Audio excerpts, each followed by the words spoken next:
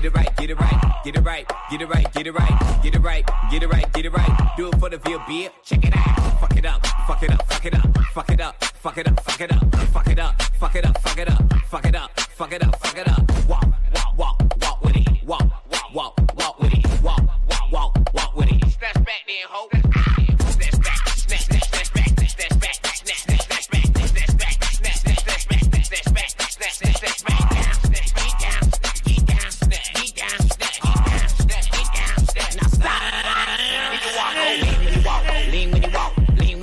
Lean when you walk, now lean when you walk. Lean when you walk, lean when you walk, now lean when you walk, now lean back, back, back, back, now lean back, back, back, back, now lean back, back, back, back, now lean back, back, back, back, back, back, back, back, take it back, take it back, take it back, take it back. What's good, everybody? It's your boy Meddy. Yo. Caneville, we in this thing, man. Shout out to the sweater, man. Shout out to the sweater. I don't know how to get this for the record, so ask Street when you get in here. I don't know.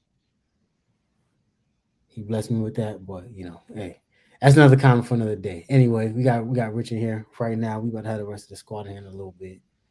Running fashionably late. I was gonna say something else, but out of respect for Tory Maskin Hunt, I ain't gonna say what I wanted to say.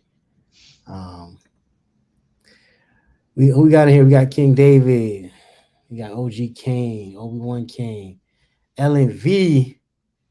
Shout out in the LNV. building. I thought she supposed to be doing Hey Show, but hey, she in here dual hatting. I love it, as he would say. Eric Kennedy, that boy said yes we can in regards to the question that's posted right there. Cecil, you, Richie. Are we going to the UNC game? You going to the UNC game, Rich? The UNC game? Nah, I ain't going to that game. Okay, I'm not either. I was this close to going to this game. As you can see, for those who wondering, my background is different. Let me make it a little bit more familiar. I don't know if I can't hold this up back here, but I mean, if I could place it somewhere, I would. For those by the way, I'll show you that in a second. That's a grill pickup that I picked up here. Actually, not in DC. I'm in DC, but I picked that up in Virginia. Shout out to DMV. I'll show you what that is. Y'all appreciate it. Yeah. Rich got them primetime shades. Mm-hmm. I don't know what the two oranges and the kiwi mean, but I'm assuming it's King related. You. They're showing LNV love in the chat. Rashad with the U. Oh. Let's get it. What's good? 12-0. Of course, like always, please hit the like button. Don't be a hater. Just being honest. Allison, OG Kane, watching her phone and her iPad. That's what's up. Ladies and gentlemen, live from, where do you think he came from? Tootsie's? Nah, that's X. That's X. I don't know. Live from the back, man. Like, let's just go with that. Man. Oh, he ain't ready yet. We'll get to that. Anywho, we're gonna talk about the record. A lot of us were cautiously optimistic when the Canes decided to start the season off. Some people standing on their square. We going 12-0. God damn it. We don't want to hear nothing else about it. It is what it is. Cool. Now that we've gotten past our first hurdle, I would call it, in Texas A&M, pretty decisive win, double-digit win. Now everybody's kind of starting to beat their chest, poke their chest out a little bit when they're not talking about Deion, which we are not doing on the show this evening. Now everybody's starting to feel a little bit more confident that we can go undefeated. Am I in that range or that realm of people doing that? Absolutely not. But Rich, before we pull straight up in here, what say you? After seeing the Canes, in three different games, the one thing that I would say is we finally have balance on offense and defense. Just looking at how many snaps we took, even in our last game versus Bethune-Cookman. we're in a rhythm on offense, and I think that's the biggest thing. We also have a coach who is always going to go for your neck. He's always going to go to win the game, not to manage anything. Um, I think we're going to be pleasantly surprised in terms of how we compete with some of the guys that are on our schedule. Do I dare say we go 11-0, or 12-0? Sorry, I think we can,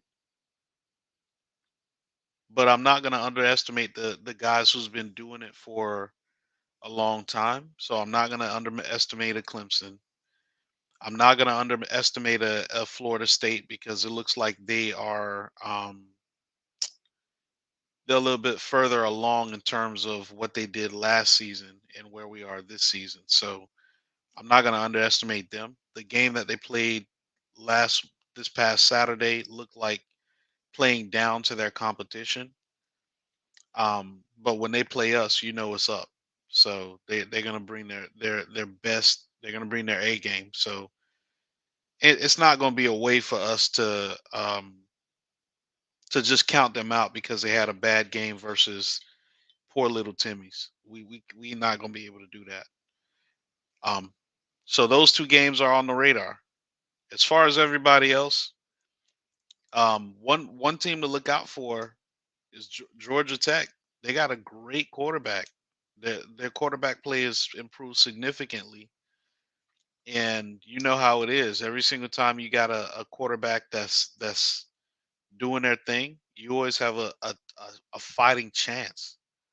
So shout out to them. I think we still blow them out, um, but I think that they give us more of a fight than we think they would.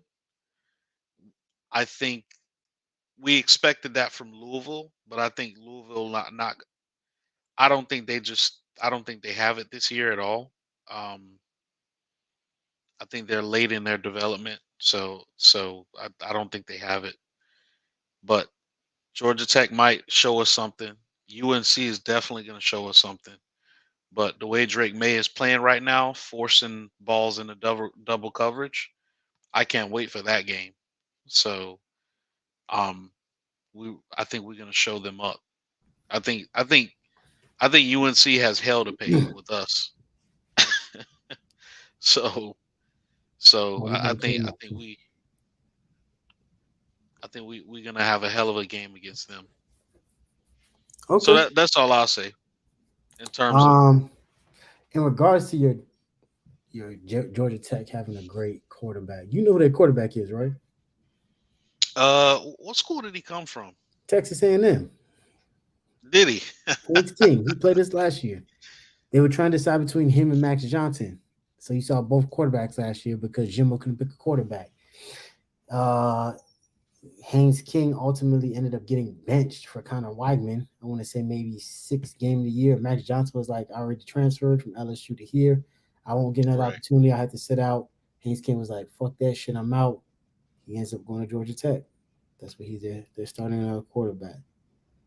Um, so since you said that he's good, I disagree, but it is what it is.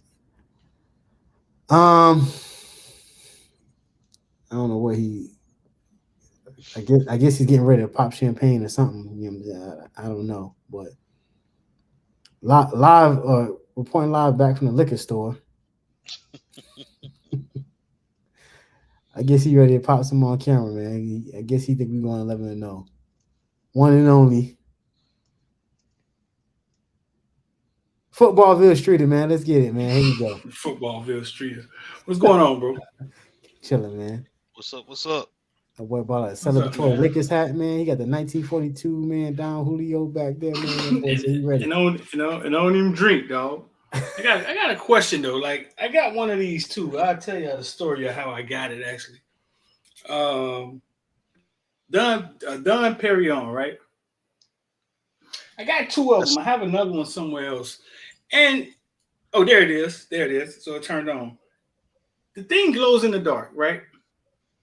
hmm It glows in the dark, and I don't really know why. Well, also, all my heavy drinkers, right? Can y'all do anybody know the story behind why does the bottle have a power cord, a power on and off button at the bottom, and why does it glow? I'm gonna see if I could.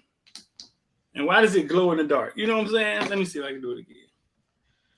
Well, you know what? If Yeah, I you go can't ahead and do it again. send me the bottle Yeah. to go ahead and mail that to my house, I'll go ahead and Wait, try to like, what is figure the that out. purpose? Does anybody know the story behind this? You know what I'm saying? Like, why? Why If does I'm this being thing? honest with you, and this is my former club employee experience. Uh oh. All that shit, if I'm being honest with you, is what they use to jack the price of the bottle up in the club. Oh So my when them God! bottle girls Please. bring that shit out and they got the little switch on the bottom and all that crap, Mm-hmm. um, when you try to figure out why is this bottle, well, that not that bottle, well, Dom Perignon isn't normally that expensive, but why is Right. I'm paying $300 in the club? You're paying for the experience, for the ambiance. So when they come out with it, and they got the sparklers and the women with the with their little bikinis on and they fishnets and they do their little dances when the bottle come up. That's what you're paying for. You're paying for that experience. That's it. Oh, Where's so in the X when you club, need him? it'll glow in the dark in the club, so it Yeah, make it look like you got a cool bottle. yeah, I because they got never no black lights up in understood. there. I never understood that game, bro. I never understood it. I played it once here, maybe 4 or 5 months ago when we were starting F4L, and we would take the kids out. They would go out there and spend 30, 40 thousand dollars, bro, in the club. Um, I saw a trend on TikTok a couple of weeks ago where apparently they try to see they got dudes in the club trying to see who can. yeah, yeah. Pour out the most alcohol. They'll Yeah, just like they point it on buy the the ground. They'll bottles buy and them and they pour the bottles out. Like bro, listen. This is what and I mean, you guys know who my business partners were. I mean, dude's worth enormous amount of money. I mean, he could lose 40,000 and not know. But this is what it did. This is what it did to the city. It put F4L on the map really fast in the eyes of who in nightlife in the city. The DJ became really familiar with it. And the kids, the initial kids that they courted, that they brought from Clemson and Georgia, I was in that Pancake was with us one night. It made an impact, and it went across college, and then it it it, it served its purpose, like marketing. It's like spending high marketing dollars. It served its purpose for a second. Um, but I wouldn't, yeah, ILD squad. I wouldn't recommend that on somebody making 100,000, 200,000 a year. You know what I'm saying? I wouldn't recommend spending $20,000 in the club. I'll show y'all pictures and videos one day. Um, I will say this. Matter of fact, the last time I was here, what was it? No, that was before the last time. I was in Virginia. Getting ready to go on deployment. We decided to buy a bottle. Little hole in the wall. Probably wasn't worth it. Like $200, $300. I didn't know Virginia had like alcohol laws, right? That required them to after a certain amount of time because of the alcohol laws, because you can't buy alcohol like after like 12:30 or some shit like that. mhm. So to alleviate that, what would happen is you bought the bottle before, and the girl would keep it in a bird cage with a lock on it. What? And when you wanted a drink, you had to go call the girl. She'll come over, unlock the cage, pour everybody shots, put it back in the cage, lock it back up, take the key and leave. And so everything that you had to do to get a drink was like you had to go wave this girl down who was already doing other bottle service in the club. And I Oh said, man, God, What? Virginia is not it. Nah, that's I, that's a little wacko. A that little. is. South Carolina had mini bottles because they kind of had the same type of law where you couldn't serve alcohol after like midnight. So they had these mini bottles where, I mean, you're still serving alcohol, which makes no sense whatsoever. But they would like make, I guess, mixed drinks, but they would use these mini bottles. So I don't know how that was a workaround, but it was a big thing. It was a big thing. Um, um, 11-0. So we were talking about 11-0, right? Mhm. Like, and Rich, what did you end up saying? Now I mentioned that when we look at our schedule, well, first from a Canes perspective, we are so balanced on offense and defense, and we Hmm. have a awesome offensive coordinator that's willing to take the chances in order to he's willing to make us fight in games, to call the right type of plays to give us a winning chance. So when you have that, and you look at our schedule, I would say a lot. We're not gonna dismiss the guys who've been doing it for a while and um, who we've had issues with, like your UNCs, your FSUs, your Clemsons of the world. So those three teams in particular, personally, I think UNC has hell to pay with us. I think if we not up for that game, I, I don't even know what else to say. I mean, we should. They beat us like 4 years in a row. I mean, we should stomp Right. them. We should stomp them. If it's any game that we play um, to the best of our ability, is that one. Outside of that, with Florida State, they were a little bit ahead of the curve when it comes to getting their program on the right track, and we saw that last year. So even though they had a down game this past Saturday, we can't look at that and say, "Oh yeah, well Florida State is not this or is not that." Remember, it's a rivalry game. We saw the Colorado versus Colorado State game, and Hmm. two mediocre teams that made a game actually um, look like something. So that's how rivalry games are. So Right. we don't want to underestimate them. And then Clemson over the past 10 years, they've been in the driver's seat. So To say the it least. yeah, to say the least. So there's Shit. no way we could we could say, oh yeah, man, they're gonna lay down this year. Don't expect that. Don't expect that. And then I threw a wild card in there, Georgia Tech. We thought coming into the season that Louisville would be that wild card, but I really don't. I think they've gone backwards. Um, so I personally think with Haynes King being over at Georgia Tech and them having great quarterback play now, I Hmm. know that it's a game that we should win. Um, but we usually have that game where, let's say, we come off of a emotionally filled game and then we lose it, just because we're high on emotions and you know we're not up for the next game.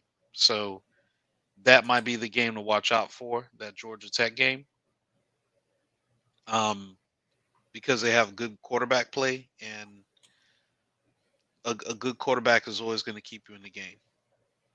So I'm not saying we're going to go undefeated. What I am saying is those are four games that we should watch out for. So if we can pull those four games out, we have a good chance to be undefeated.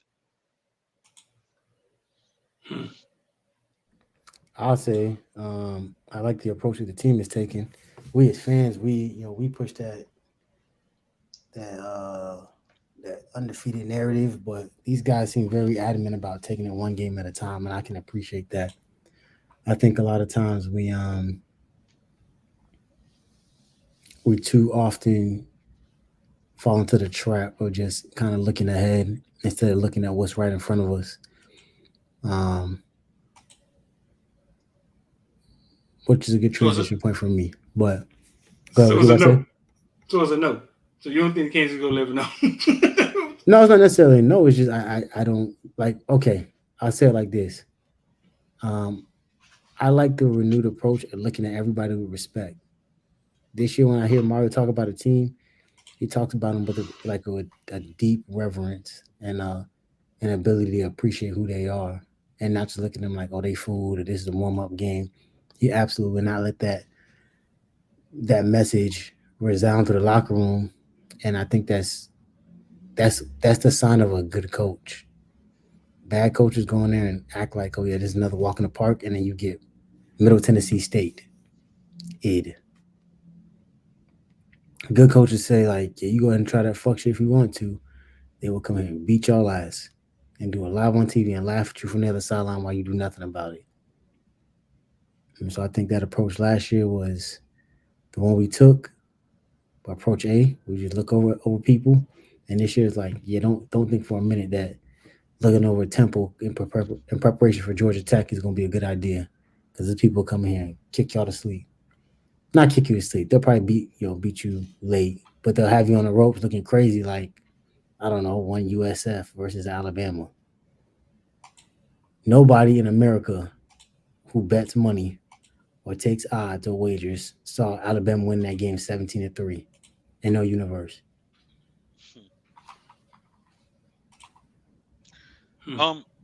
So if looking at the schedule, so what up? So I'm confused. So what do y'all like? Do y'all feel they can go 11-0? What's your answer, Rich? And maybe you're not answering. I'm just saying I like the approach of taking it one game at a time. Is it a possibility? Yes, obviously. It's a possibility we could lose every other game the rest of the season. What I'm saying is I side with the team in their preparation and taking every opponent seriously. I think there was a lot of teams that they overlooked last year, and we were wondering why the hell are we A, losing this game, or B, in it close, or going to triple overtime with goddamn UVA, 16 overtimes with Jake Garcia running it in, and then bumping chests with Josh Gaddis on the sideline. Like, in theory, most people would be like, yeah, we're going to beat the hell out of them. But in reality, that didn't happen. So comment. Y'all in the comment section. So, Medi not giving the answer? Like, what Medi taking the high road approach? Huh? Help me in the comment section. What is Medi doing right now? Tap dancing? So, Rich, what you think? What you think, Rich? Man, yes or no? We can go 12-0. Yes, we can go 12-0. It's 12 games?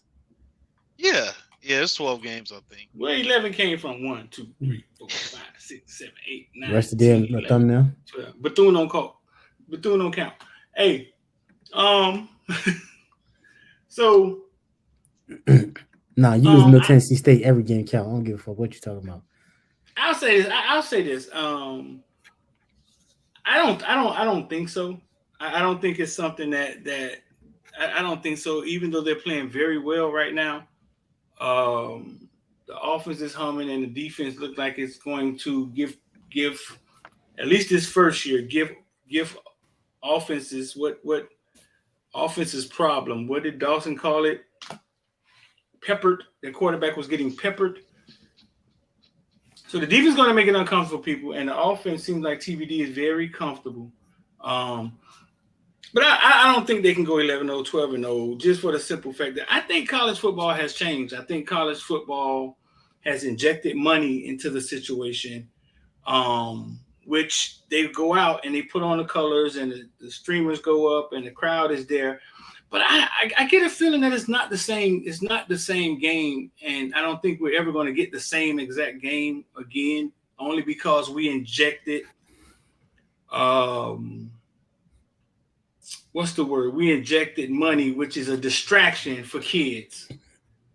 It's been injected into the game, and I know for a fact it seems like games are more sloppy to me. It feels like that to me. There's a lot more parity, a lot like South Florida playing with Alabama. Naquan Wright being on that team. That was just amazing for me to watch, to see him run that boy over like that. That was amazing. But so I don't think for that reason it's going to be tough for teams to go 11-0, just because it seems like the landscape of college football teams can have transfers, and I just don't think the complete focus is there like it was before. I think coach is going to have to figure out a way to deal with money being injected into this thing. But also, man, for the Canes being down for so long, I think they have to learn how to win.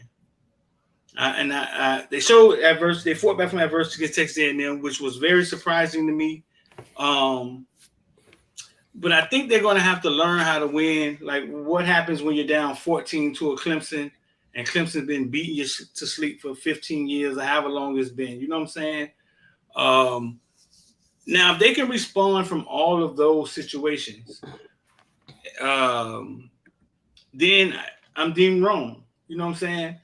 But looking at the schedule, it's like there's not a team on the schedule that scares you, knowing that we've gotten better, but we can't keep losing 5 motherfuckers every game either.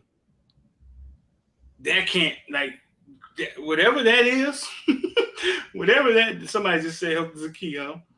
Yeah, whatever that is, that can't keep happening.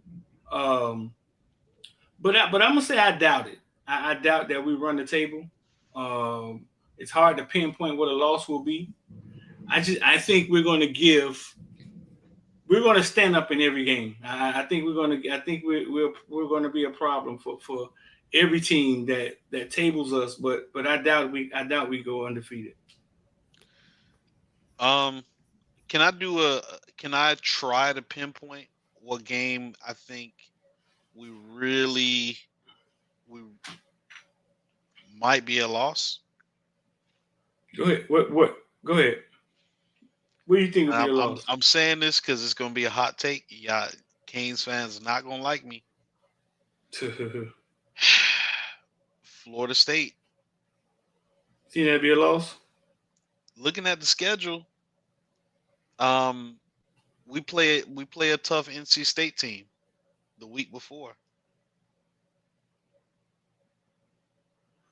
Oh, that's how you're looking at it. You're looking at the gauntlet. Yeah.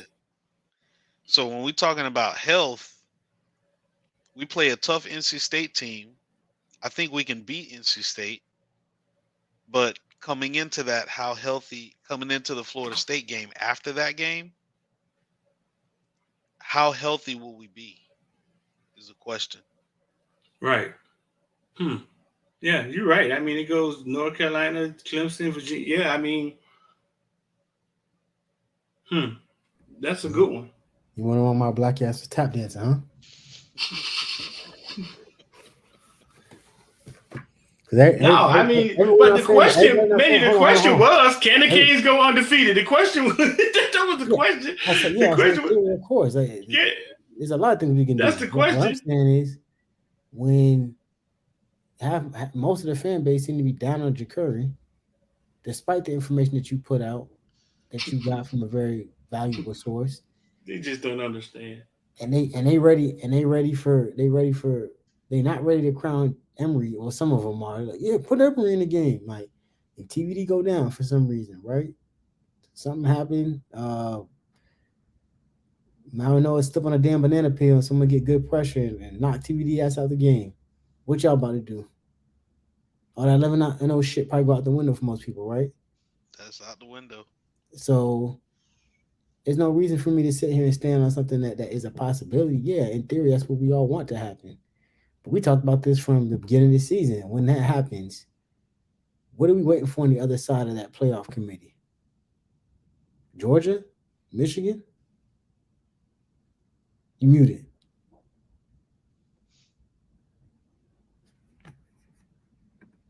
What'd you say? You muted yourself, Street. I said I think you tap dancing again, dog. No, I'm talking my shit. I think you tap dancing again, dog. The question is, can they go yes or no? The question isn't, hey man, Canes going undefeated. It's just yes or no. Can they go? Yeah, can they go undefeated? I'm a tap dance. I'm a tap dancing these bad boys right here. What are those? Like these? You had them made, or you brought them like that? These out here in Virginia. Miami Hurricane Dunks. They came out last. Oh, they just came out? No, they came out last December. But these are grill mine that I wanted. How I much? found them up here. $220. Oh, that's the same as the Look Jordan good. because Yeah. Something like NCW say at Florida State, at Clemson. We're not at Clemson, are we? no, Clemson's at home. Yeah, Yeah. Clemson's coming to us. Finally, Damn, Mr. Over said we 8-4. What a 4 at? Jesus. Yeah. I don't. the floor was Texas A&M. Yeah. Still saying oh shit. That's all. 8-4. Man. So just looking at our schedule, of course, I think we go out and we beat Temple. I think we beat Georgia Tech. But from a strategy perspective, in order to limit the amount of guys that are not healthy, or limit guys that save guys for the next upcoming games, I think you got to go in at UNC and you got to start fast. You got to score 28, 35 points the first 2 quarters. That way you could slow the game down. You can rely on your defense in order to make sure that they don't score and force Drake May to throw the ball into tight situations like he has. You do that, you keep guys healthy. Going into Clemson, that's going to be a home game. You're going to have the home crowd advantage. And heck, if you score 3 touchdowns on Clemson, I don't think they have the quarterback to bring them back from a 3 touchdown deficit. So yeah, they're gonna have big bodies, just like Texas A&M did. So you got to worry. That's a concern. But if you get up significantly on a Clemson, they're not coming back. So that's one way to do it. Just make sure the game plan is such where you are you're making sure that guys can last the season. And I think a way to do that is starting fast. You got to start fast in those games. You'll have a little bit of a rest for Virginia. You'll be able to run some running backs. But I think they're going to keep a balanced offense anyway. But that's in my opinion, the way you do it. So listen, switch subjects a little bit.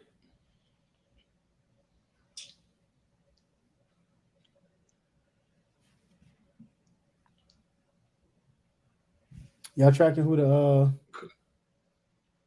quarterback, the starting quarterback for Temple? Kurt Warner's kid. Yeah. Yeah. Is he decent? They said he was better last year, but his O line is absolute hot dog water. So he's doing too much in anticipation of getting sacked. He only went to Temple. To Temple? He transferred from somewhere. I'm not sure. Did he? Thank you, Ellen. Hey, we ain't showing no more comments on the screen till y'all hit the like button. And hit subscribe because it's the new channel.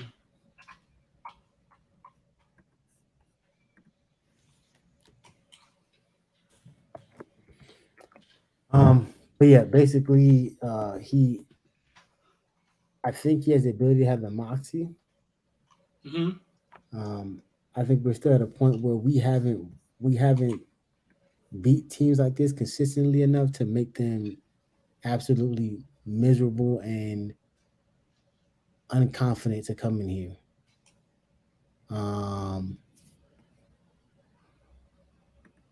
His name EJ Warner. Yeah, Mr. Odo said he went to Temple to play with his brother, so I guess he has another brother over there. He was a 3-star coming out of high school, 6 foot, 190 pounds. Let's check his timeline. Let's see. Yeah, I mean, let's see. Yep, he started his first game last year against Rutgers. I'm assuming that didn't go out very well for him. You assume it didn't go out very well for him. Yeah, let me look at the stats. But this year he had 670 yards and 4 touchdowns and 2 interceptions. Oh, they only lost 16-14 when he started last year. He started the end of the season September 17th. Went 19 for 32 for 215, 1 touchdown, and 1 pick. And they only lost by 2 points against Rutgers. This year, on the other hand, that was a completely different story. Rutgers beat the brakes off their ass. But 2-1. Most recent victory, they beat the absolute powerhouse known as Norfolk State, 41-9. Lost to Rutgers 36-7. He went 20 for 47 for 230, a touchdown, 2 picks. The great thing about it is his line is terrible, but he's only been sacked 1 time this year. Why is his quarterback rating 40? What is that? Like, how you get a 40? For one, his passing completion is terrible. He's barely completing over 50% of his passes. He has a 4-to-2 touchdown interception ratio. Oh yeah, that'll do it. Yeah, his longest pass is 39 yards on the season. So, Boy, that boy Allen Hay got 7 tackles this year, boy. Alan Hay, we were talking about He that. started. He's starting now because he was a backup, but their best starter on the defensive line, he's out. So Alan Hay stepped up in the defensive tackle position, and he's actually doing well for them. And they said well to the point where apparently when he got out the game, there's a massive drop off like between our second and third string. Yeah. Yeah, so it's safe to say he's going to be playing, but I don't think Alan Hay has ever faced an offensive line like the one he about to face on. I don't know if you think it's I was there last year. I was remember I know exactly what he's going to do. Whatever he thought they were going to do, they ain't doing that shit. So Allen Hay's a student of the game. I remember we interviewed him before he went to UM. We sat down with him at Lerner's. Student of the game, he was raw. He had just started playing football. Good at technique, likes to watch a lot of film. But one thing I remember about Allen Hay, bro, which is my guy, man. I want to see him do well. It was a pregame at UM. We were on the sideline. And he was standing next to Daryl Jackson. And in that moment, I realized that the playoff teams in college football were recruiting different guys. Mm-hmm. Watching him stand, because he was standing next to Daryl Jackson, and you would have thought they played two different positions. Daryl Jackson was a D lineman, and you maybe thought Allen Hay was a snap, the placeholder, long snapper. Yeah, he like a punter, So you would think they played two different positions. Daryl Jackson was so big. And that's when it dawned on me, like, boy, wow, we've been recruiting, like, you know what I'm saying, those second-tier kids for real. Manny was recruiting. Manny was star chasing. And that's why I don't believe in the star program. Manny was what? Allen, he was star chasing. Yeah, I mean, yeah, that's what sticks out to me about Allen Hay. Huh? Let's look up Allen Hay profile. I guarantee he was probably a low 4 or high. Yeah, he's a low 3-star. He's a low 3-star? Yeah.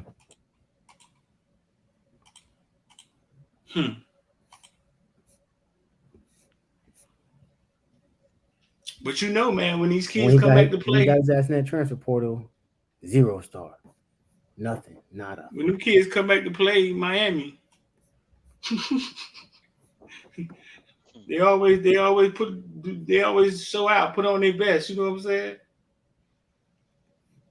Remember that kid? What was that kid that went to Columbus that kept tackling people against Virginia that year?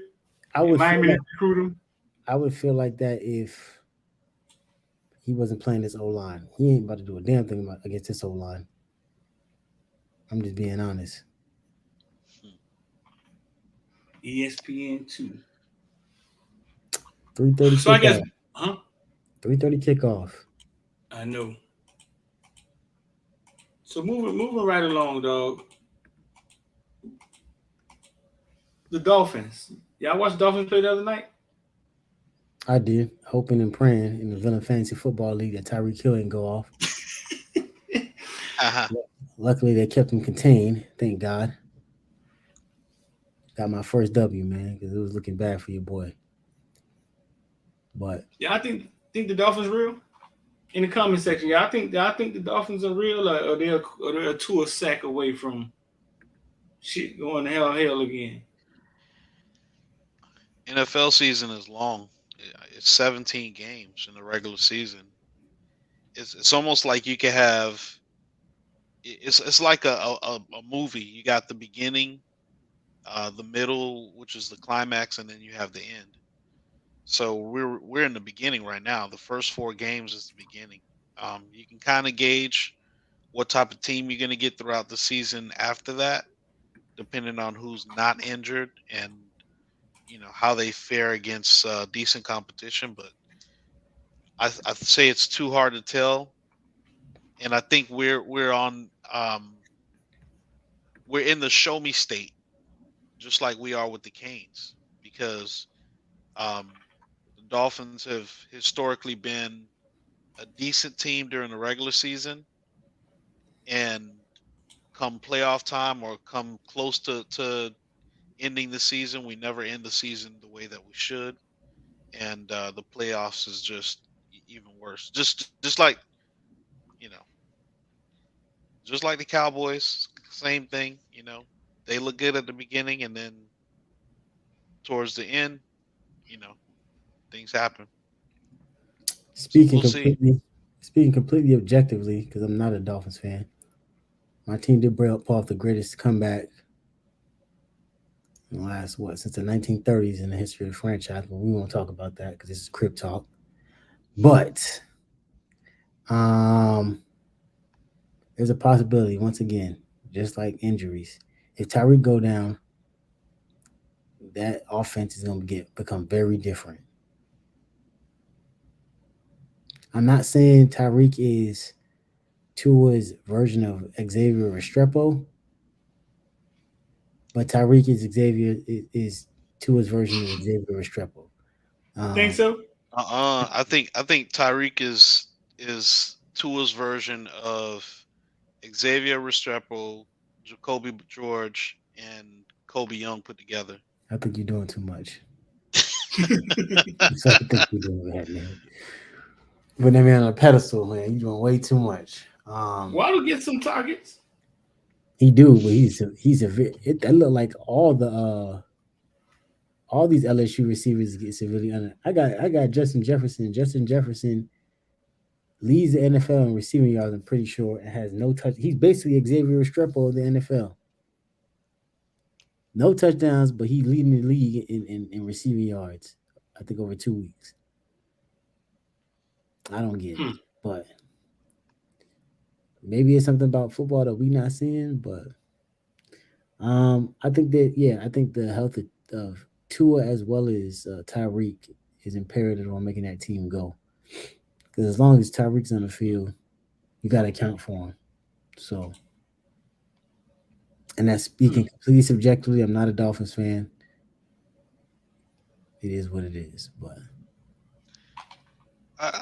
Yeah, Street watch that injury. Go ahead. No, you good. Go ahead.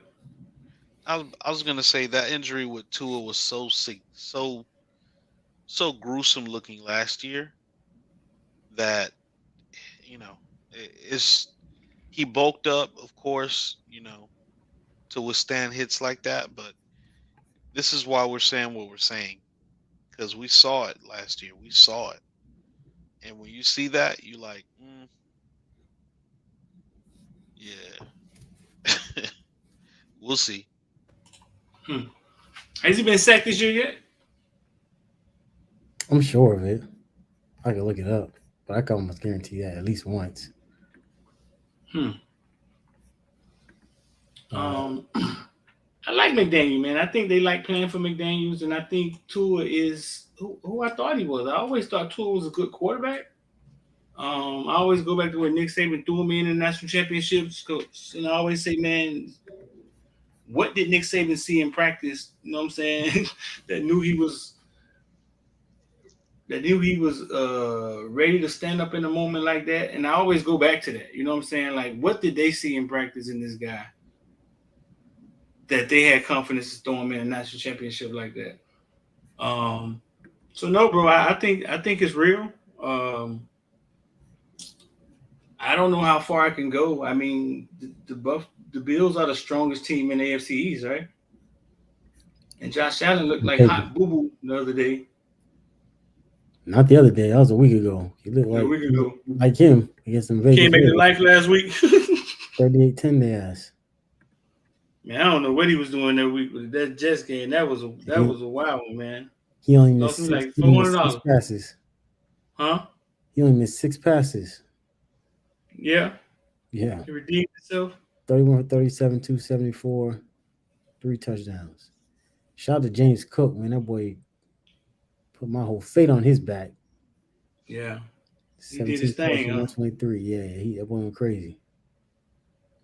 Did anybody get a chance? I always go and watch all the highlights on YouTube, and I'm following Bryce and Anthony Richardson, and these guys.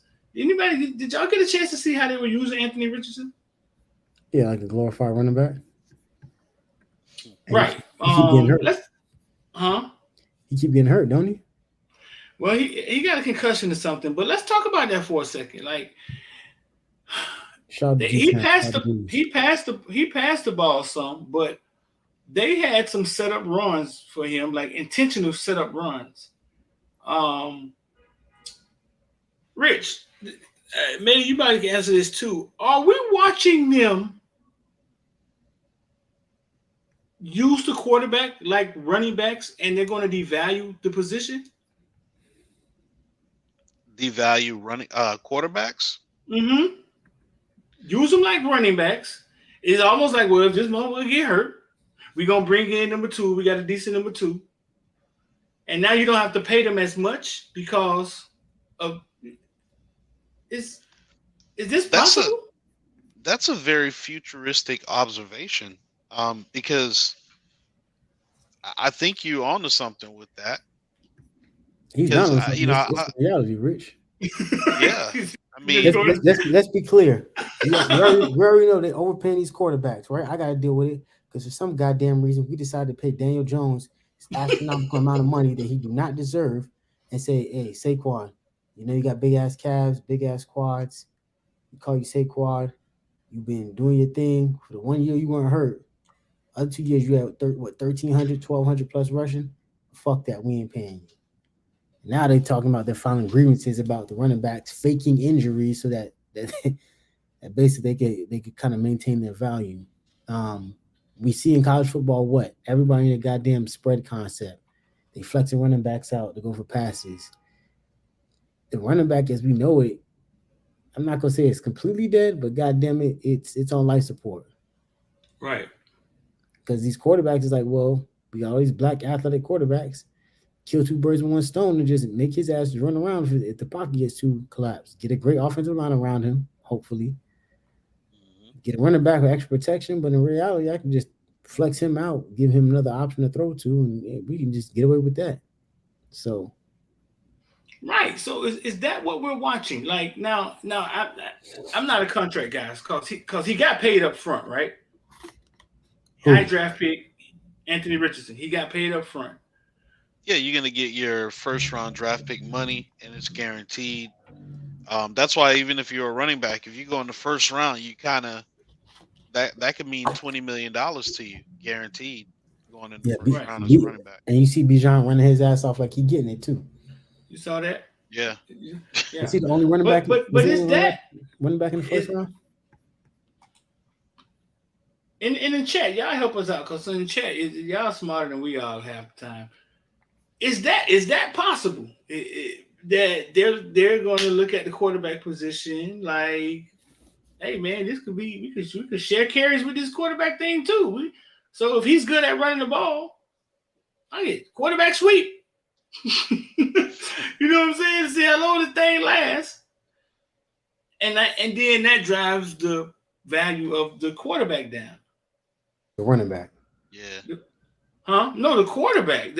I think it will drive the value of the quarterback position down if you're using it like he's expendable.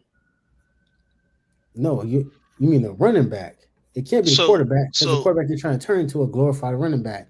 If you drive the value down of the running back, when they No, get hurt, it's like no, I know what I'm what they do saying. right now. Like Nick Chubb get I hurt. know. What Duke Johnson do? He put a goddamn bat signal meme out like, "Hey man, y'all hit my line, man. I'm out here."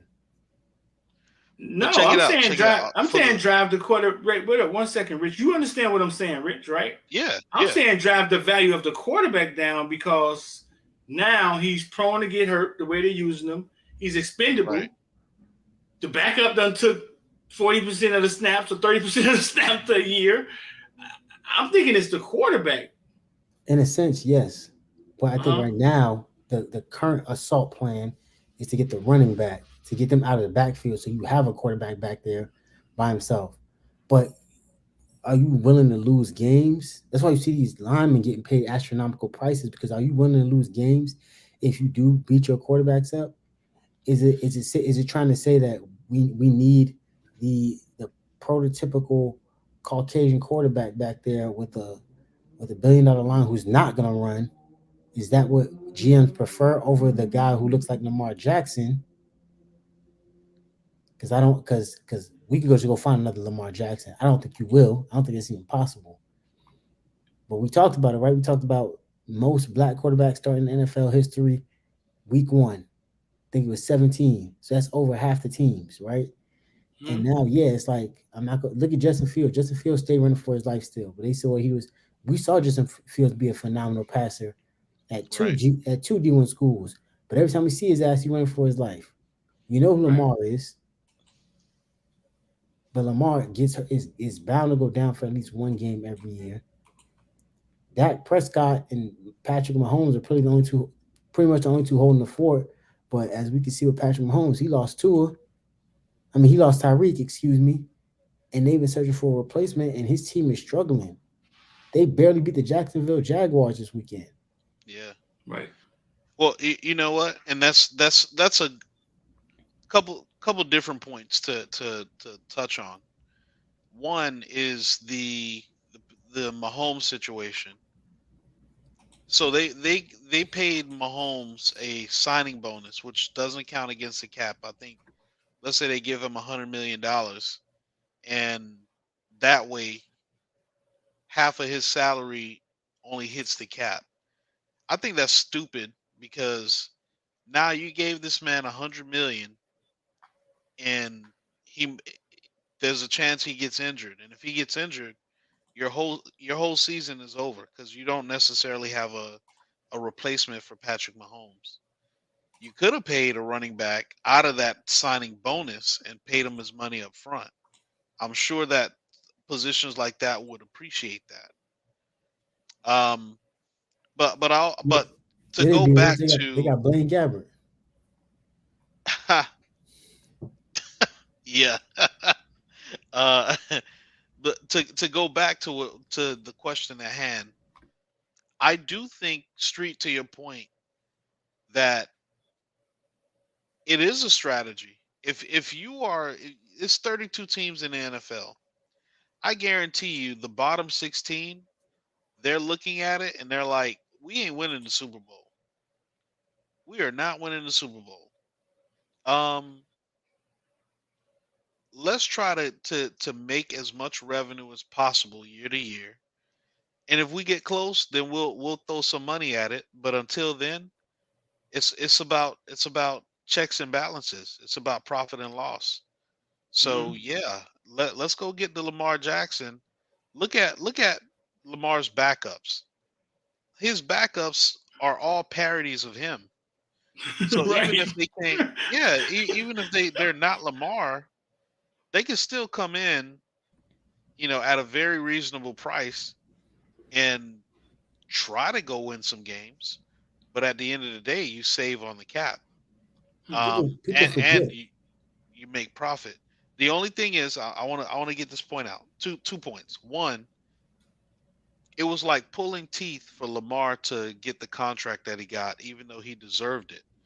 They gave the same contract or the same type of max deal to Flacco, who was there before him, and Flacco only came alive during the playoffs. So the second point I want to make is the only thing that halts that argument is the fact that having the dual threat quarterback who can actually do both, who can run and pass, is one of the most exciting things in football. It's almost exciting as seeing a running back break a 60, 70-yard run. Mm-hmm. Because we all know how difficult it is for a running back to do that. So to see a guy who can run and pass and do it at a very efficient level and take over a game like he's Superman, right? Like when Cam was in his prime, that's priceless because you just don't see it a lot. Um, it's much more entertaining to watch than seeing, I'm sorry to say, I know he's the GOAT, but seeing a Tom Brady sit in the pocket and either complete a pass or wait to get sacked. Yeah. I would argue, yes, I agree. It is more entertaining, but to your point of Lamar, um, you hit it right on the head when you said that they just drafted basically what they have. I think it's what Anthony Brown, Two other dudes, yeah.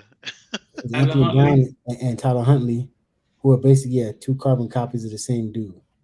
Um, if they value Lamar the way that he went out to show them that he should be valued, why is he not the highest paid quarterback in the NFL? He should be. It's He Joe should be. Burrow. It's Joe Burrow who fits the mold of what they're trying to push to the front, and he is absolutely horrible. Right. And he plays with, and all he's accomplished in his time in is winning what NFL Comeback Player of the Year. Right. But they don't know if they want to pay his top target, Jamar Chase. Hey, and if they let Jamar Chase go, I guarantee you the Ravens will be glad to pick him up. It's almost like some people have what I like to call the complexion for the protection.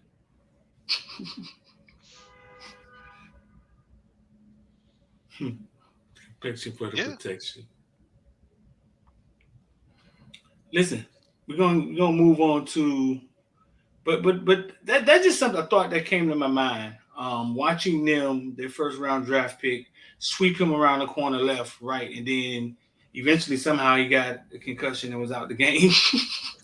I was saying to myself, like, wait a minute, like this, are they about to devalue the position? You know what I'm And saying? who came in right after him? Who's the Prototypical. backup? Gardner Minshew.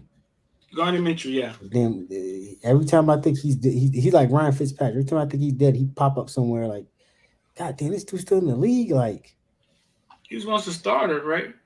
yeah, for Jacksonville before they got Sunshine. But Right. he won. He took them to the playoffs. Like the year they went to the playoffs. Mm-hmm. I think that was the year that the Vikings beat them and almost either host. They were almost the first team in a long time to host the Super Bowl in their home city. I think that's the year they beat the Steelers. They had a pretty incredible run. Right. And he thought he was going to get paid, and they went in another direction. They took what I'm pretty sure assumes a generational talent in Trevor Lawrence. Right. So see, like you have an Anthony Richardson, you run the ball, kind of reckless with him. He gets hurt, and his backup is a viable backup. It's like a guy that actually went to the playoffs before. Mm-hmm. This is just me being a visionary, though. It's just what I see. You know what I'm saying? Mm-hmm. This is what it looks like to me. Bryce Young is not necessary. He ran a lot this weekend, but he's not a running quarterback. I wouldn't say Shador's a running quarterback. Some of those guys aren't running quarterbacks. You know what I'm saying? But I can kind of see. I can kind of see 305 say I'm right. I can kind of see. Yeah, that's where we're kind of going. It's all about value and devaluing things, and just like the stock market, bro. Hey, let's say something bad about Apple. Send the price down a little bit. We got to buy that at a lower price. Speaking of Apple, anybody jump in that Apple play? Because that thing was on point that day. I told y'all we was jumping in Apple, not your financial advisor. If anybody jumped in it, you know what I'm saying? Kudos to you. It went up $3. You know what I'm saying? Like as soon as the market opened. Georgia Tech. Haynes King, Georgia Tech quarterback. Was he at Texas A&M last year? Mm-hmm. Yep. That boy got 900 yards, 9 touchdowns, 1 interception. What that record look like? Their record, Georgia Tech, 1-2. And I think they got like a leading receiver. They lost to Louisville, high scoring game, and they just lost to Ole Miss. Yeah, which was, bound to happen. But they put up 23 points against Ole Miss. That's a good thing. What is that? What is that? A moral victory? What is that? What is it? No, it's not a moral victory. It means that they can score. Moral victory. 1,000%. Ole Miss. I tell you what, who's Ole Miss play this Saturday? They probably start the actual conference play Saturday, like most people. They finna dog walk Ole Miss. I mean, whoever Ole Miss play is gonna kick. They're gonna kick the sleep. They play Alabama. Yeah.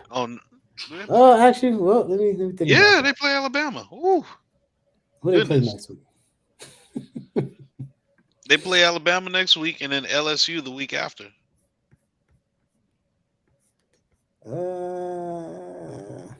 Think Milrose is a starter now? I think Nick Saban is absolutely retarded if he's not, because there ain't much back there. Now it makes so much sense why they was about to throw. They was tampering, paying out. Ain't nobody gonna talk about that, by the way. Oh, we brought him out for training. Like they didn't go send that damn OC Tommy Reese with QB country to go QB country Birmingham to go try to coerce Tyler to come play for Alabama. Now it makes so much sense. Oh yeah, they were after Tyler, huh? Mm-hmm. And then they put out that statement, that tweet, which is one of the only times I've ever seen a tweet that you can't respond to, basically saying that we're moving into the year with Tyler as our starting quarterback, or something along that lines. That makes so much sense now. Nick Saban knew what he was looking at, and he knew what he was looking at wasn't necessarily it. Yeah, the boys were trying to take. Yeah, they were trying to take our starter. Damn, boy, that was gruesome. They tried to take our starter. Go ahead, Rich. Yeah, I was gonna say I was looking at Ole Miss and their last couple games. Tulane put up 20 points against them, so I guess Georgia Tech putting up 23 is just says more. There's more to say, in regards to how bad their defense is than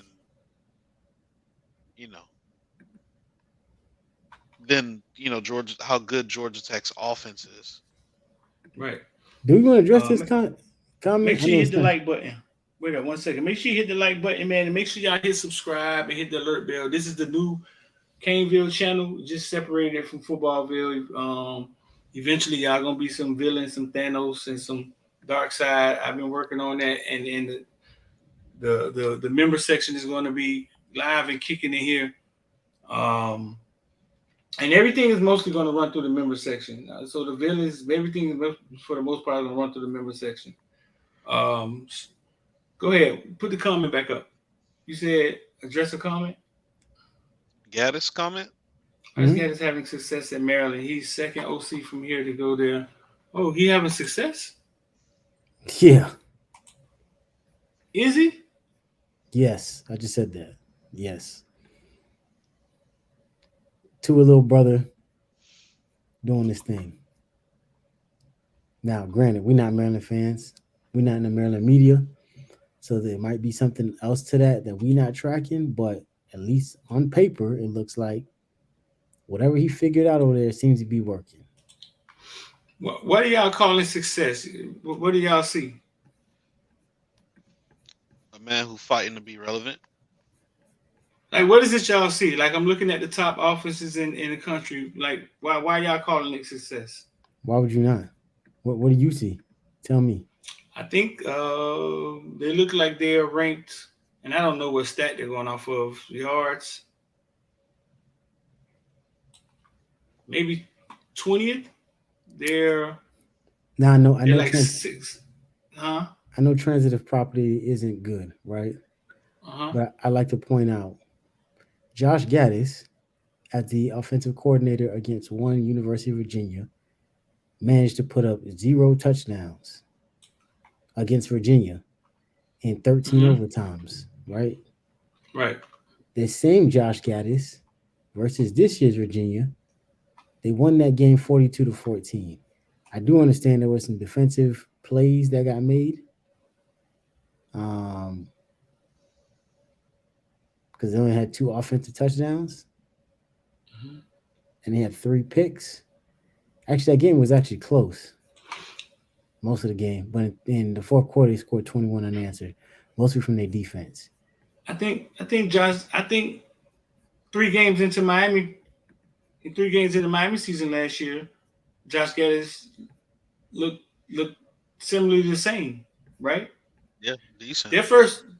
They played Townsend their first game. Maryland did, and then they played. I don't know what the fuck this is. CLT. Charlotte. 38-20. The fighting Kevin Olsons. So early in the season, we beat Bethune by 70. We put up 70 on Bethune, did we? 68, something like that. Yeah, we did. It was like 70. Right. So let's pump our brakes. You know what I'm saying? Let's pump our brakes. It's early. On Joshua, but he did put up 42 on UVA. Yeah, I guess he was holding out last season for this year. Maybe he knew something we didn't. We don't know what's going on over there. We know the OC. I mean, the head coach said something weird about him during the spring game, right? Mm-hmm. Yeah, so we don't really know what happened after that. And unless you watched the Maryland game and you saw Josh Gaddis calling plays, we don't really know.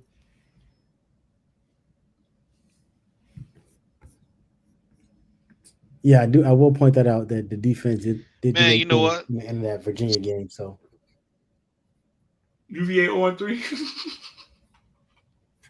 UVA should have a football UVA is program. I'm being completely honest with you. 3, and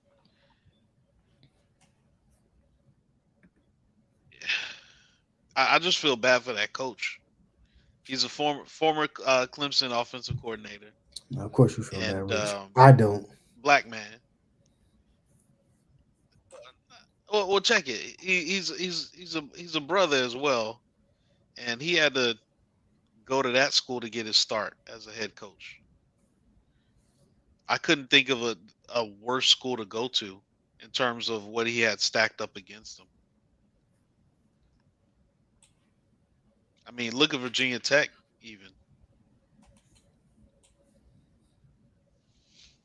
Because you gotta recruit in that area. You gotta recruit Virginia, the DMV, North Carolina very well. The DMV, Pennsylvania very well. You're competing against teams that are North Carolina. You're competing against 5 or 6 different college programs. Just in Virginia alone, you know how many colleges are in Virginia? Yeah. Virginia Tech, West Virginia, right up the road. So, well, that's a different state, Rich, but it is a different state, but it is a fair question. I think we got some other questions. It's kind of like Clemson and Georgia. So Got some other questions we want to get to. David asks, "How do you feel about the secondary so far?" They're standing their ground, man. They look a lot Yeah. better than they look a lot better than they did last year. So I mean, I don't think we've seen the best of this defense. If I'm being honest with you, with the secondary. I think if the I think pass I rush think gets when better, better, we'll have a better I think when, secondary. I think when more confident quarterbacks who think that they beat Miami and they can do it again, try to test his secondary is when you're gonna start seeing the true potential of the secondary. Because I don't think we've seen anything yet. Like you talked about earlier, Rich, someone like Drake May is gonna try to take them shots, and they don't got Tez Walker and they don't got Buddy that they what was his name, Josh Downs. Josh Downs in the league. Yeah, he's I gone. don't think they got a receiver that's gonna put them in a position where they're gonna be successful. That's just me. I'm not overlooking nobody. It just is what it is. Who the coach? He said Kevin Sutherland, the co-coordinator for who? Maryland. Oh, that makes a lot of sense. Is That makes a lot of sense. he? One thing I got for Maryland coaches respect, dog. Mike Loxley. Yeah, Yeah. yeah. Nothing but respect for him. That makes so Um, much sense now. Who is this? Shauna Boo. Why we have shades on? It's not sunny. Cause we on that Dion shit. That's why. say it again. Cause we Say on it that again. Dion shit. That's why. Exactly. Shauna Boo. Exactly. Trendsetters. Matter of fact, we were doing Exactly. that shit before Dion. Shauna coming here all in my beeswax. Hey, what's up, you too, Shauna Boo? Hey, Shauna.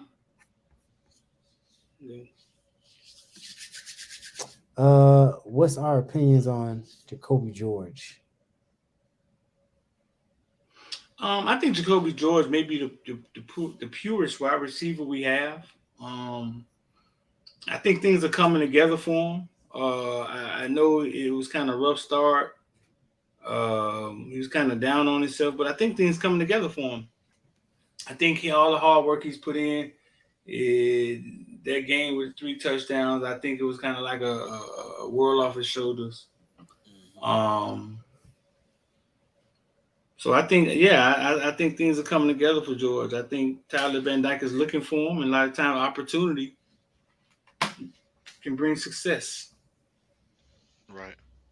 In that same breath, do you think Romello was Miami material? You remember Three Amigos? That shit seems so far, so far gone now, right? Remember Three Amigos? Do you think Romello was Miami material? He This was scored a after touchdown this weekend. for TCU. Him and I mean SMU. Keyshawn. Yeah. Oh, they heard Him us and talking. Keyshawn. They heard us talking shit. Do I think he was Miami material? They heard Manny Navarro's podcast. Hmm. What about it? Now he identified everybody that left and what they're doing. I think he said there's only 4 full-time starters out of the 28 people that left. And he talked about how little each of them has done since they've gotten to their next place. It's only 3 games in. That's why I don't understand the whole Nigel Kelly argument. That was all weird to me.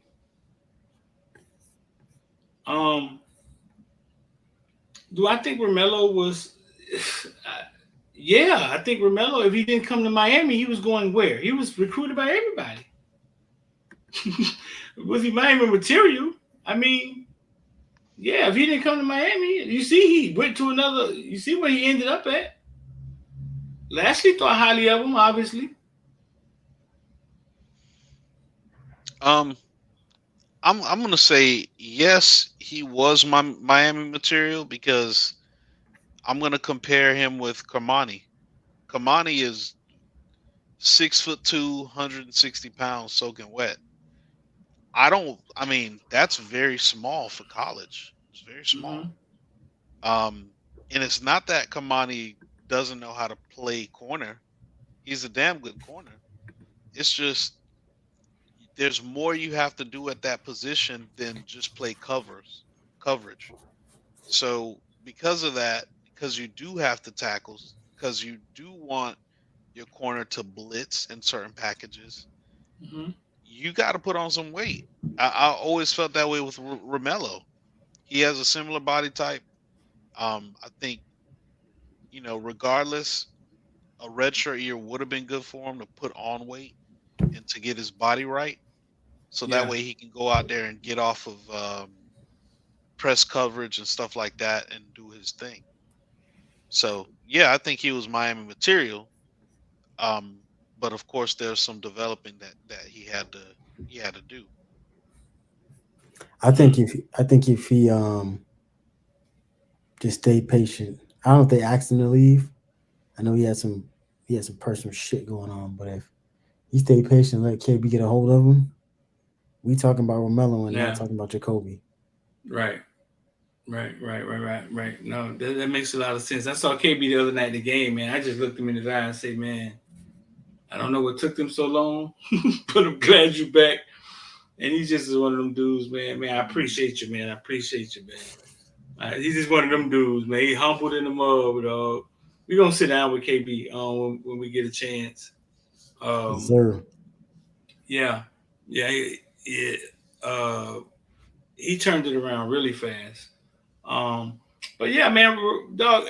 I was speaking to my lawyer today, and she basically raises kids. Like they bring them in, and Philip O'Brien is one of her kids. He's not a real child, but she kind of takes care of him. He plays for Pitt. She goes to Pitt, and she kind of broke it down on the rigors of a kid going to college football.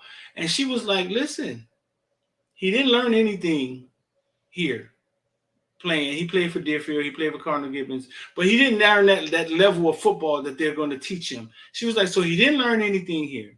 Now he has to go up there. He has to learn how to study film. He has to learn how to replays. He has to learn how to change up game plans every week. It's almost like new football to him. and people don't take that into consideration. Kamani McLean is from Lakeland, Florida. Okay? Hmm. There's a lot of growing, you know what I'm saying, and maturing he probably has to do on the football field, and we heard about him on off the football field. I wouldn't put it like Deion hands.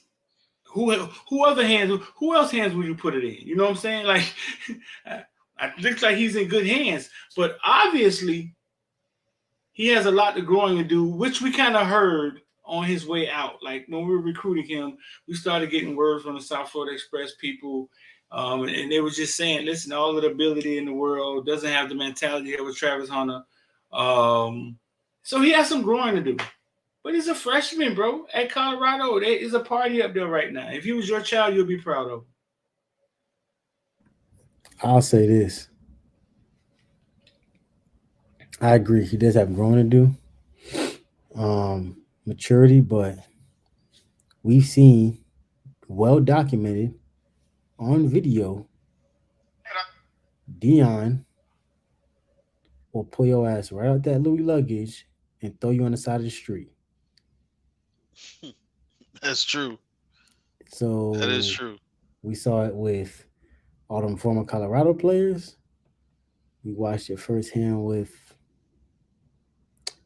Pope. Mark Pope. So understand that because he said it today. He was like, "What does he need to do?" Y'all saw that internet that interview clip, and he's like, "What's getting in his way?" And Deion said straight up, he said he's getting in his own way. So that's Yeah, not not gonna wishing. mince That's his not wish. words. That's not wishing bad on anybody.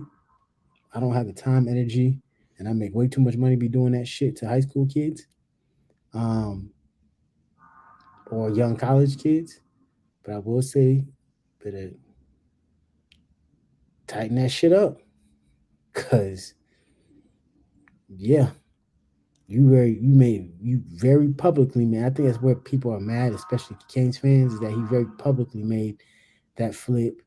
Gilly on the camera. That's two in a row. It's two in a row. all that shit. Well, like I said, you better get on the field because time ain't they ain't got time to waste. All that 5-star shit go out the window. So Mhm. you mute the street. I like this comment right here. Streeter, that's a testament to where our coaches are to other coaches across the nation. Will you pay some of our coaches the money Texas pays their coaches? Just asking for a conversation. I damn sure will because Lighty broke it down to me one time that our coaches have to teach. Some of them go to full time jobs. They're Hmm. not getting paid, and some of them have 5, 6 state championship rings. Now, when you talk about private schools, I'm sure Harriet makes pretty good money, and I know for a fact Damon Jones, you know what I'm saying, at Chaminade makes pretty good money. So those guys do make good money, and I think all they have to do is coach. So those coaches in Texas that make all this money, bro, all they are is football coaches. Hmm. Me and Give her. me, yeah, give me central staff just focus on football. Mm. and I would I'll take them against any staff, and that's just what No doubt. that right now. What we don't have is the resources. If you don't know, the teams in Miami and Dade County, 6, 7, 8 teams share the same stadium. We're the hood. We're crack. We're the hood of football. Now that's what we don't have is the resources being put into football, and that's what the Texas Right. have. But I think the college coaches kind of like receiving Miami's like our kids from Dade County, Broward County, because they call them raw. And sometimes when something is raw, if it's willing to learn, you can teach it the right way the first time.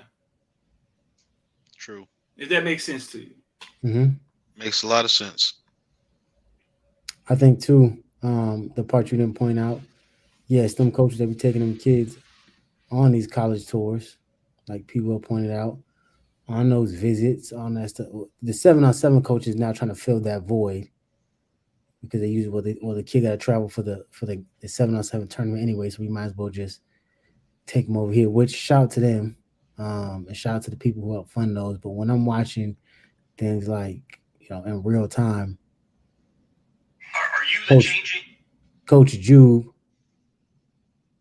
asking getting a GoFundMe so the guys can pay for state title rings, national championship rings.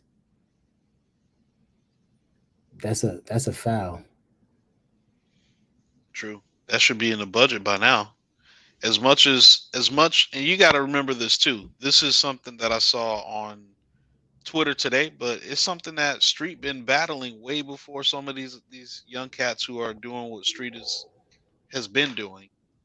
Um, you have some of these schools who don't want you to come film in their game, and the reason they do that is because they want to film the game and then collect all the money for themselves, all the concession money, all the tickets.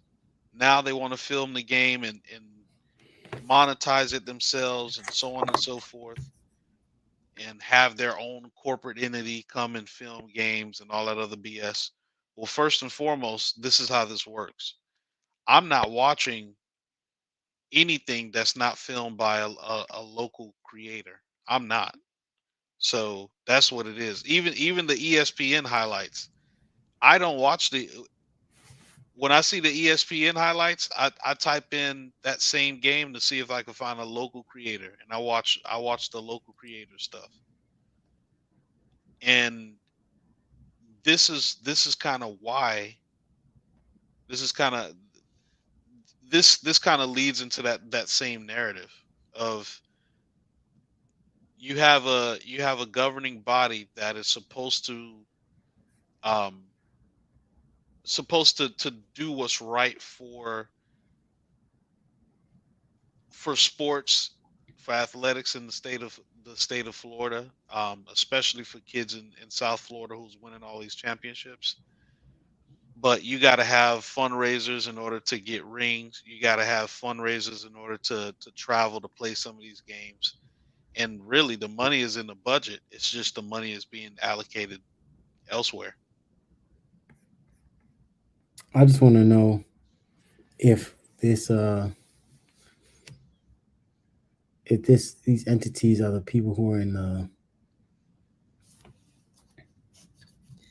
these people who are in these entities are planning to take this money out of creators' pockets, out of people who've been doing it as long as Streeter. Are they adamantly gonna take that money and put it back into the schools? Because if I see a bunch of people on that sideline getting rich and being this quote unquote monopoly, and these kids are still struggling to find rings because you can't shoot at Travis Powell. I'm gonna have a fucking issue with that. Kenny Phillips is one of them. What do you mean? He's one of the people who came up with this idea. Can't Phillips play football in Miami? Yeah, Kenny Phillips played where he played at? Carol City. Carol City. Yeah. He's one of them. They have an idea.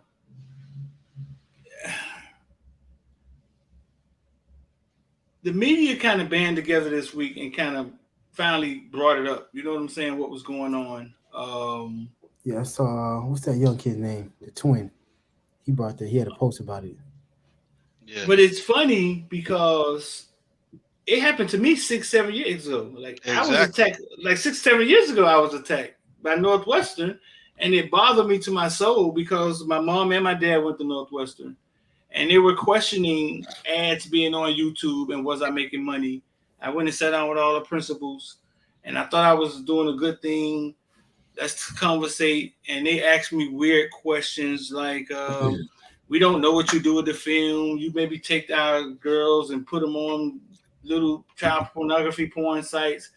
And I felt like saying, "Well, tell them put some fucking clothes on. Like, what are we talking about here?" Like, but it happened to me, and I battled with that like 6-7 years ago. Before these guys had to deal with it, you know what I'm saying? So I've and at that point, I knew I had to take the power out of their hands.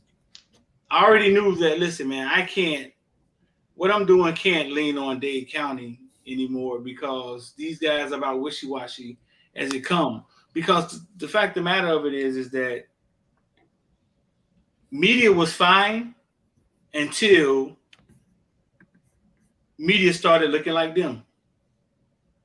Then they started questioning, is anybody making money? Long as the newspaper was coming in, long as ESPN was coming in, long as Central did challenge ESPN for a few years. Long as the newspaper was coming in, the radio station was coming in. I remember WQAM had Florida high school sports. They used to film like 6-7 games a night. Yes. Nobody questioned money being made. Not one time.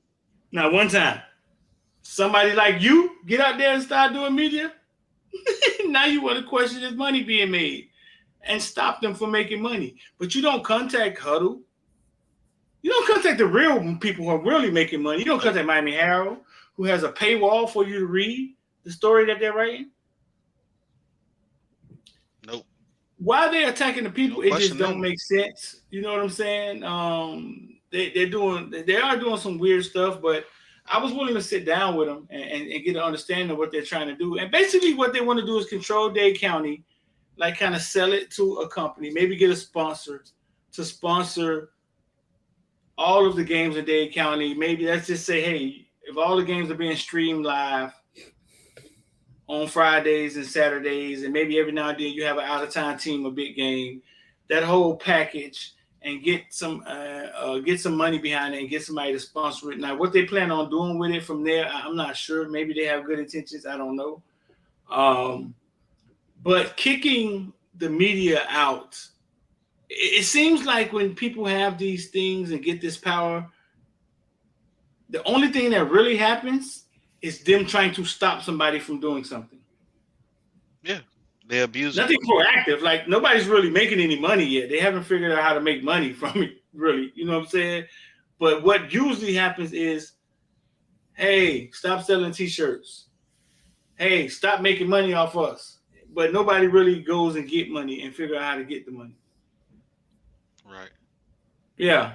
So it's almost Um, are we doing this just to stop people from making money who, sadly to say, those guys not making no money on no YouTube. They not. I know they're not because I was years out here in front of them. They not. they not. They not. Nothing that anybody would want. right.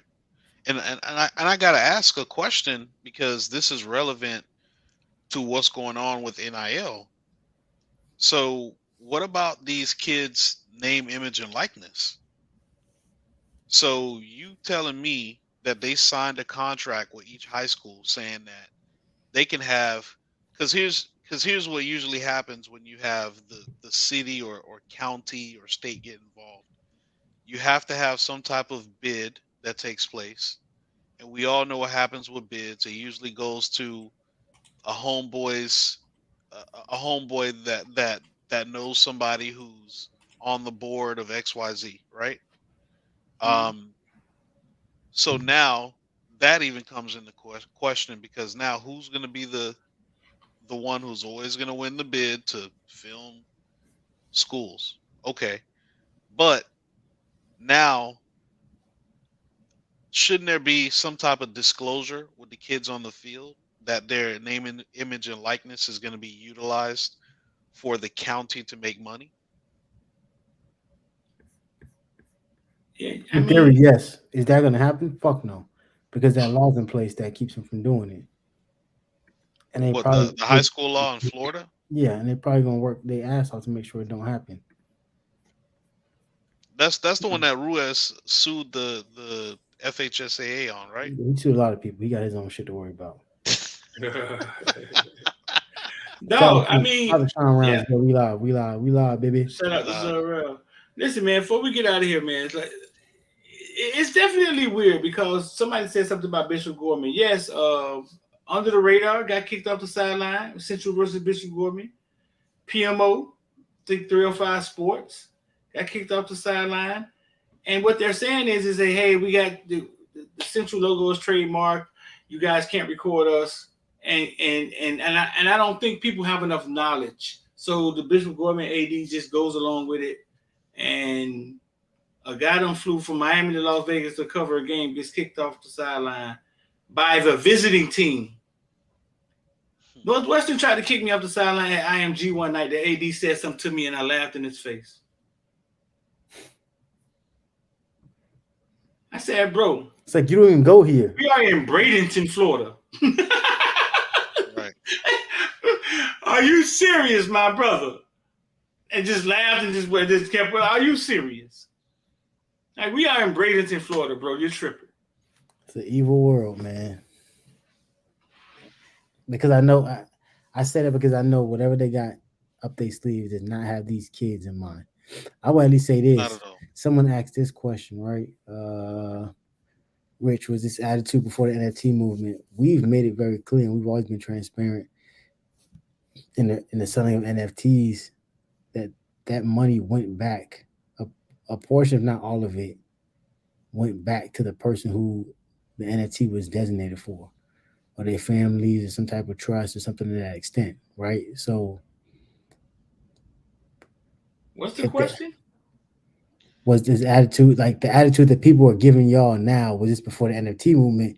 Long story short, they're asking if what you were doing with NFTs, like we saw with Tyquan Thornton, things like that, is that did they see that, and then that started No, kind no, of no. putting the writing on the wall. No. I think this You started really with got me to put like that in 6 the years ago. context too. I think this started with me like 6 years ago when Northwestern video department asked me to help them with the end of the year video. I'm bloody. When y'all hear this story, bro, y'all not gonna believe this. I said, yes, this is why I'm here. I'm here for the community. Of course I help you guys with the end of the year video. They didn't understand. They just saw me on the sideline. They didn't understand what I was doing. You know what I'm saying? The girl said one day she was looking at the video, showing everybody, hey, this guy's going to help us at the end of the year. We may be straight. And the AD, Andre Williams, walks by. And he sees a commercial pop up before the highlight. And he started questioning are we making money? Is Footballville making money off of recording Northwestern and these schools? And my question is, for all the years when the stories would go up on the news and everybody want to be on the news, what comes up after the story plays? Commercials, Commercial. right? Why you never questioned that, but when you saw it on YouTube, a light bulb went off. They're getting the press mixed up with documentaries and they're mixing all this stuff up. And my lawyer said that she called me today and asked me was it true. She said she think there may be a First Amendment freedom of speech issue here. She's freedom of press issue. She think that the kids have a right to be recorded. And she think there's a lot of issues here. So I don't know how it's going to shake down, man. But like I said, I went through it a couple years ago, and it bothered me too, man. I remember that guy first called me. He called me 9:00 one night and told me that I couldn't come, like I couldn't be on the sideline of the game. And I was like, who does business at 9:00 at night? Like that was weird. That was weird to me in itself. But I battled through it. I got past it, bro. You know what I'm saying? I figured out other things. IMG was begging me to come up there when they first got started, and I just started doing other stuff. So no, bro. They don't understand social media. They see all these kids out here with cameras, and they assume that it has to be money in it. Why they won't just sit down and ask, I don't know. They could just sit down and we could have a conversation, and I would help them out. But I don't know. And also, I think they need to get the media out of the way in order to sell the product of Dade County sports to a big company, a big sponsor. Which it doesn't make sense to me, but we mean I think it's a perfect storm. We already know. We said this from Footballville that you got approached by these quote unquote big media companies, right? About doing exactly what they probably trying to leverage themselves. They're trying to do.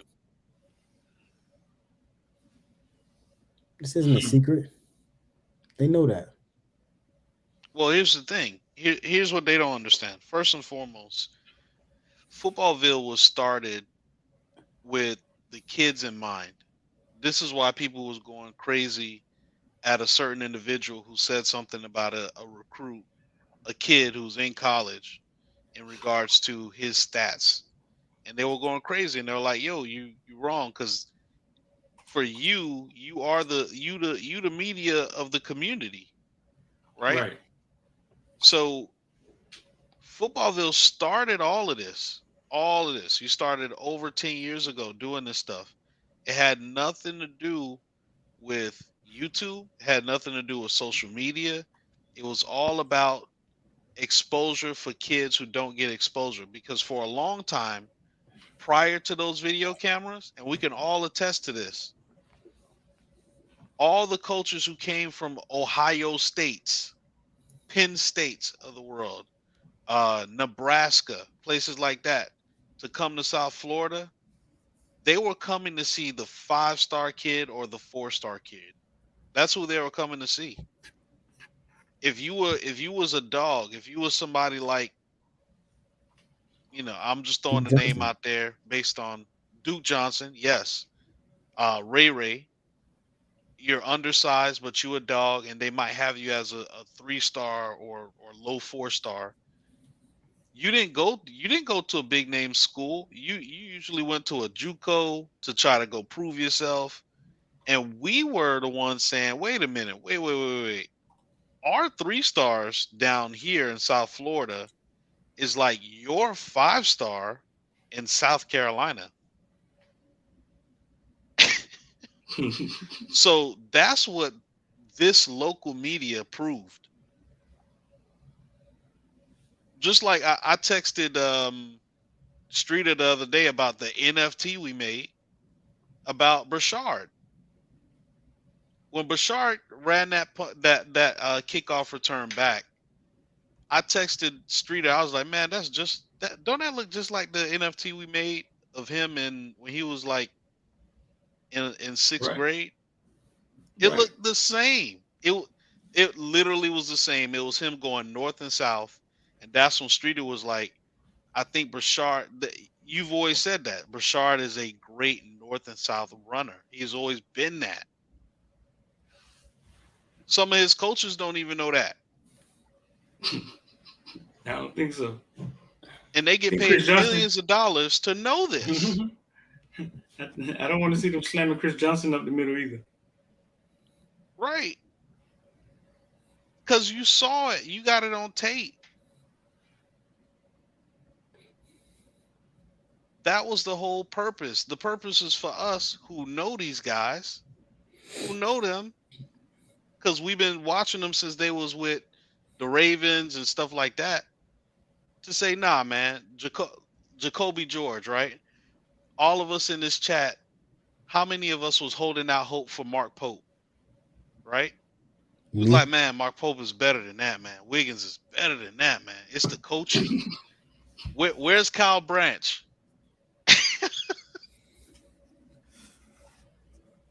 Kyle Branch been wanting KB to come back to Miami to coach receivers for like 2 to 3 years. Mm-hmm. Longer than that. And that's all based on the footage that we were getting and we were exposing to the world of these kids that have an opportunity to go to different places instead of having to go to JUCO or take some other route or not even get to display their talents in college because they were never on film. Because you had to rely on a coach who was good at that stuff to put your highlight together to then send it out to schools. If your coach wasn't like that in the film room, right, your film may get sent out. Yeah, So it's all exposure. That's where it all started from. Yeah. No, it's all exposure. When the guy in Northwestern said that to me at IMG, I said, man, listen, I do this to get kids exposure, bro. He said these kids got enough exposure. I wish I was recording him when he said that, bro. But listen, man, I mean, you about to get ready to get up out of here. Make sure you subscribe, make sure you like. If you're watching, that's the free stuff, man. If you want to hit like button for free, man, then you just a hater. I don't know the way to put that. Subscribe, all of that's for free right now. This is the new YouTube channel. Big game this week. Chaminade and Carrot Central plays Thursday night. Huge game to see how they stack up. And we could talk about this in the chat. I asked Fife the other night. Hey, Fife was Jerry Judy High School coach. He coaches for Chaminade now. You think Jeremiah Smith better than Jerry? And he cut me off before I even got finished. And he was like, man, hell yeah. He said, Jerry Judy didn't look like that in high school street. He said, man, we got to stop Jeremiah from working out. He got a pro mentality right now. That's coming from Fife, Deerfield head coach, Coach Jerry Judy. And that's no knock on Jerry Judy. Everything he evolves. Wait a minute, Street. You mean I didn't have to read that in the Miami Herald to get that inside information? No, man, right here, man. Go behind one of them paywalls. Right. Go to the ESPN paywall to get that. Right. Yeah, he loves Jerry Judy to death. But all he's saying is that Jeremiah Smith has some of the same skill set in the 215-pound body.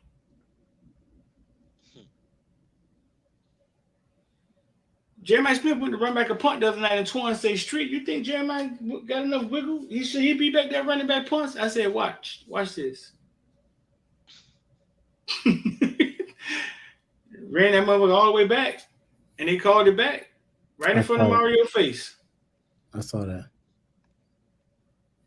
Went to the sideline, outran everybody, cut across the middle of the field, ran lateral across the middle of the field, bro. to the other side and outran everybody. That would have been the third touchdown in Mario's face. He was negotiating his NIL with Miami. I don't want to hear about none of that shit because they got a bunch of 5-star receivers sitting on the bench up there.